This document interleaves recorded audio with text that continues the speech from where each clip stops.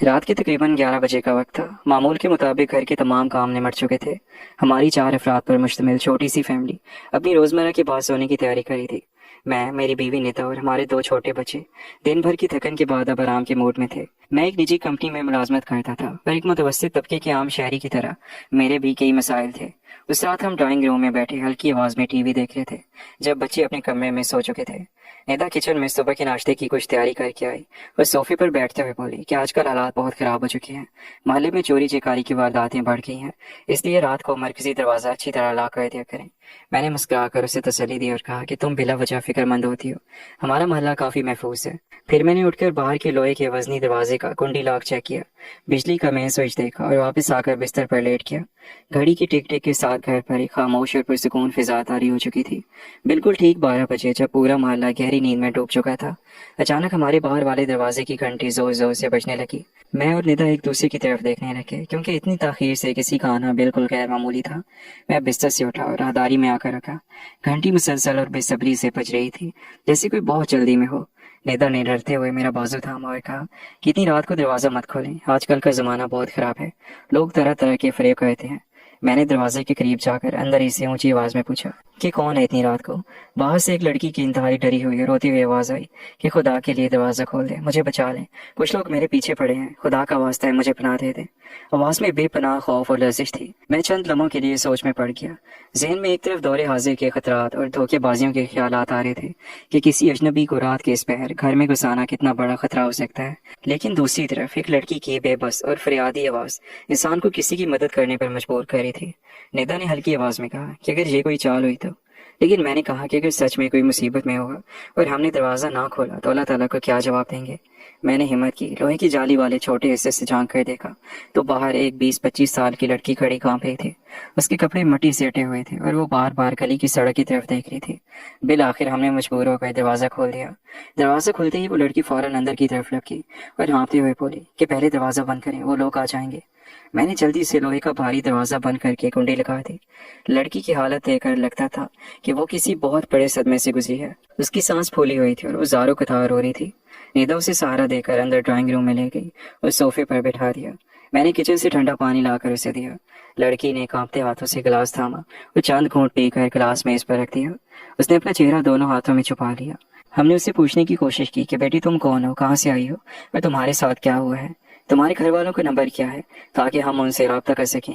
اس نے ہچکیوں کے درمیان بتایا کہ وہ شام کو بازار سے واپس آ رہی تھی کہ کچھ گاڑی والے گنڈوں نے اسے زبردستی اٹھا لیا اور ایک ویران عمارت میں لے گئے۔ اس نے بڑی مشکل سے وہاں سے اپنی جان بچائی، لوہے کی راڑ سے ایک شخص کو مارا اور اندھیرے میں بھاگتی ہوئی یہاں تک پہنچی ہے۔ ہم دونوں میاں بیوی اس کی آپ بیتی سن کر سخت پریشان اور غمزدہ ہو گئے۔ نیدا کی آنکھوں میں بھی آنسو آ گئے۔ ہم نے اسے کہا کہ تم بالکل محفوظ ہو، اپنے گھر والوں کا فون نمبر بتاؤ تاکہ ہم انہیں اطلاع دے سکیں۔ اس پر لڑکی نے سر پکڑ لیا اور کہنے لگی کہ صدمے اور خوف کی وجہ سے اسے اپنے والد یا کسی رشتہ دار کا نمبر یاد نہیں رہا، اس کا اپنا فون اغوا کاروں نے چھین لیا ہے۔ اس نے منت سماجت کرتے ہوئے کہا کہ انکل مجھے صرف آج کی رات یہاں رہنے دیں، صبح ہوتے ہی میں چلی جاؤں گی یا جیسے ہی مجھے نمبر یاد آئے گا میں اپنے گھر بات کر لوں گی۔ ہمارے پاس اس کی بات پر یقین کرنے کے علاوہ کوئی چارہ نہیں تھا، اس لیے کہ اتنی رات کو ایک اکیلی ڈری ہوئی لڑکی کو سڑک پر نہیں نکالا جا سکتا تھا۔ ہم نے اسے مہمان خانے میں بستر لگا کر دیا اور کھانا گرم کر کے کھلایا۔ کھانا کھاتے وقت وہ بہت عاجزی کا مظاہرہ کر رہی تھی، لیکن اس کا ذہن مسلسل ارد گرد کے ماحول کا جائزہ لے رہا تھا۔ جب میری بیوی نے لڑکی کو کھانا اور کپڑے دیے تو وہ تھوڑی دیر بعد اپنے ہاتھ منہ دھو کر واپس ڈرائنگ روم میں آئی۔ اس کے چہرے سے خوف اب بھی ظاہر تھا، لیکن کپڑے بدلنے کے بعد اس کی حالت پہلے سے قدر بہتر لگ رہی تھی۔ ہم اس سے بار بار حوصلہ دے رہے تھے کہ اب وہ بالکل محفوظ ہے اور اسے گھبرانے کی کوئی ضرورت نہیں۔ اسی دوران اس نے بہت معصومانہ انداز میں گردن جھکا کر اور آواز کو دھیما کر کے ہم سے پوچھا کہ انکل کیا اس گھر میں آپ کے علاوہ کوئی اور مرد بھی رہتا ہے؟ اس کے یہ سوال سن کر میں اور میری بیوی کچھ لمحوں کے لیے ایک دوسرے کی طرف دیکھنے لگے۔ اس وقت ہمارے ذہن کے کسی گوشے میں بھی کوئی شک نہیں آیا، بلکہ ہمیں یہی لگا کہ ایک مصیبت اور صدمے سے گزری ہوئی لڑکی کا ایسا سوال پوچھنا بالکل فطری ہے۔ ہم نے یہی سوچا کہ شاید وہ اس لیے گھبرائی ہوئی ہے اور یہ یقین دہانی چاہتی ہے کہ گھر میں اور کوئی اجنبی مرد نہ ہو جو اس کی مجبوری کا فائدہ اٹھا سکے یا جس سے اسے دوبارہ کسی خطرے کا احساس ہو۔ میری بیوی نے آگے بڑھ کر اس کے سر پر ہاتھ رکھا اور انتہائی شفقت سے بولی کہ بیٹی تم بالکل بے فکر ہو جاؤ، اس گھر میں میرے شوہر کے علاوہ اور کوئی مرد نہیں ہے، صرف ہم دونوں میاں بیوی اور ہمارے 2 چھوٹے بچے ہیں، تم یہاں پر اپنے گھر کی طرح بالکل محفوظ ہو۔ لڑکی نے یہ سن کر ایک لمبی سانس لی اور اپنے چہرے پر اطمینان کے تاثرات لاتے ہوئے ہمارا شکریہ ادا کیا۔ اس کے بعد ہم نے اسے مہمان خانے میں سونے کے لیے کہا اور خود بھی اپنے کمرے میں چلے آئے۔ رات کے 2 بج چکے تھے، لیکن ذہنی تناؤ کی وجہ سے میری آنکھوں سے نیند غائب تھی۔ میں بستر پر لیٹا ہوا بار بار اسی واقعے کے بارے میں سوچ رہا تھا۔ رات کا سناٹا مزید گہرا ہو چکا تھا اور گھر میں مکمل خاموشی تھی۔ اچانک مجھے ایسا لگا جیسے ہمارے کمرے کے باہر راہداری میں کوئی ہلکی سی آہٹ ہوئی ہو۔ یوں محسوس ہوا جیسے کوئی بالکل دھیمے قدموں سے فرش پر چل رہا ہو۔ میں بستر پر اٹھ کر بیٹھ گیا اور کان لگا کر آواز سننے کی کوشش کی۔ چند لمحوں کے لیے خاموشی چھا گئی، لیکن پھر مجھے یوں محسوس ہوا جیسے ہمارے کمرے کے نیموا دروازے کے پاس سے کوئی سایہ گزرا ہو اور کسی نے اندر جھانکنے کی کوشش کی ہو۔ مجھے جھجری سی آ گئی، جسم میں ایک عجیب سی سنسنی دوڑ گئی۔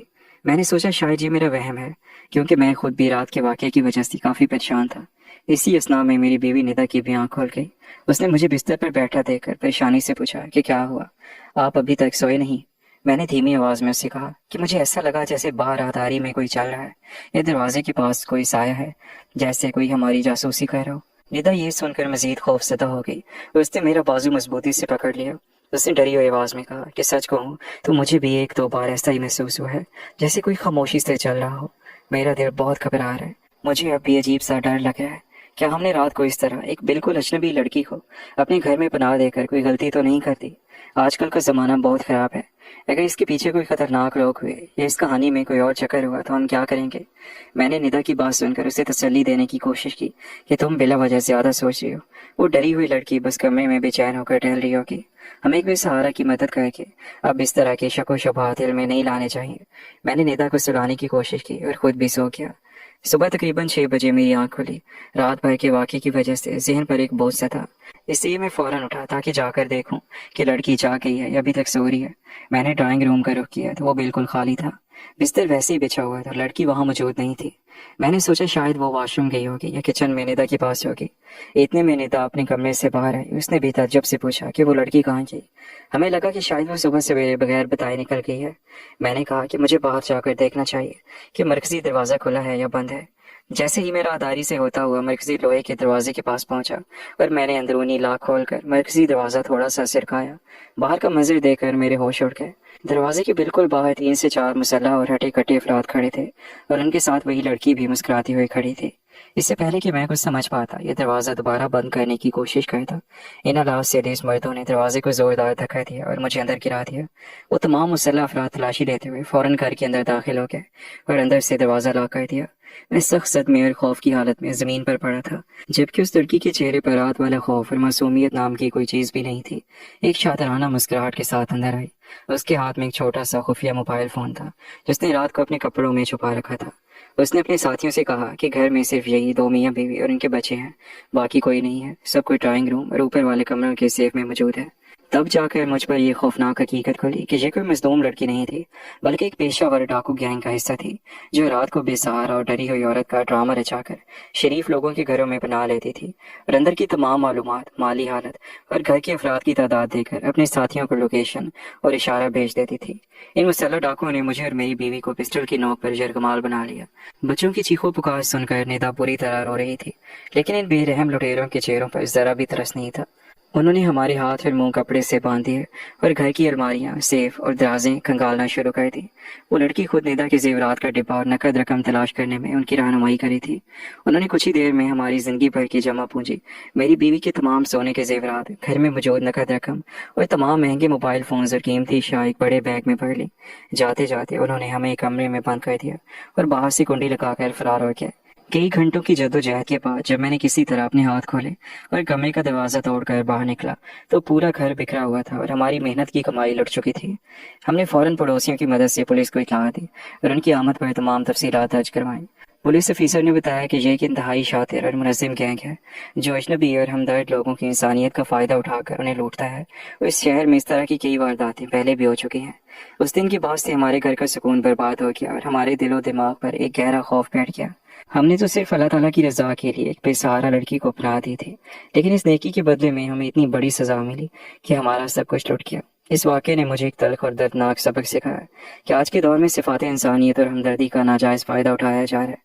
اب زمانہ اس قدر خراب ہو چکا ہے کہ ظاہر پر بھروسہ نہیں کیا جا سکتا۔ کسی عورت کی مظلومیت، اس کے آنسو اور اس کی فریاد بھی بعض اوقات ایک خوفناک جال ہو سکتی ہے۔ انسانیت کا تقاضا اپنی جگہ، لیکن موجودہ دور میں اندھا بھروسہ کرنا اور بغیر تصدیق کے کسی اجنبی کے لیے اپنے گھر کے دروازے کھولنا اپنی اور اپنے گھر والوں کی زندگی کو داؤ پر لگانے کے مترادف ہے۔ اس رات کے بعد سے جب بھی دروازے کی گھنٹی بجتی ہے تو ہمدردی کی بجائے سب سے پہلے خوف اور شک دل میں پیدا ہوتا ہے، کیونکہ اس دور میں نیکی کرنا بھی ایک بہت بڑا خطرہ بن چکا ہے۔ دوستو، آپ کی اسٹوری کے بارے میں کیا رائے ہے؟ اپنی رائے کا اظہار کمنٹ سیکشن میں کریں، اور اگر کہانی اچھی لگی ہو تو ویڈیو کو لائک اور چینل کو سبسکرائب کر دیں۔ آپ سے ملاقات ہوگی کل ایک نئی اور انٹرسٹنگ اسٹوری کے ساتھ، تب تک کے لیے اپنا خیال رکھیے گا۔ اللہ حافظ۔